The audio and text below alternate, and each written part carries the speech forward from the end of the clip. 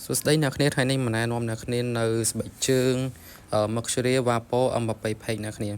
ដែលជាប្រភេទបិទជើងជំនាន់ក្រោយគេអស់នៃកីឡាករ Kylian Mbappe អ្នកគ្នាដែលស្បែកជើងនេះគឺមានពណ៌ទឹកក្រូចលាយជាមួយនឹងlogo Nike ពណ៌តៃមេឃអ្នកគ្នាជាមួយនឹងបាតបិទជើងនេះគឺជាប្រភេទបាតគ្រាប់ស្ដើងហើយមានលក្ខណៈស្រាលមែនតើអ្នកគ្នាបានអ្នកគ្នាអាចមើល detail បានអ្នកគ្នាហើយចំពោះសាច់កណាត់វិញគឺសាច់ skin box អ្នកគ្នាដែលទប់លំនឹងបានល្អហើយងាយស្រួលក្នុងការពាក់ឥឡូវខ្ញុំមកសាកតេស្តជូនអ្នកគ្នាមើលចំពោះបិទជើងនេះគឺយើងពាក់នៅនឹងជើងគឺវាសស្អាតមែនតើអ្នកគ្នា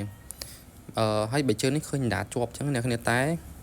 វាគឺងាយស្រួលក្នុងការសោកឯអ្នកគ្នាដោយសារកវាជាប្រភេទកយឺតអ្នកគ្នាហើយវាយាទៅតាមជើងរបស់យើងនៅពេលដែលយើងពាក់អ្នកគ្នាអាចមើលបានអ្នកគ្នាពាក់នៅលើ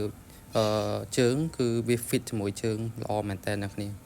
ហើយកវាក៏ជាប្រភេទក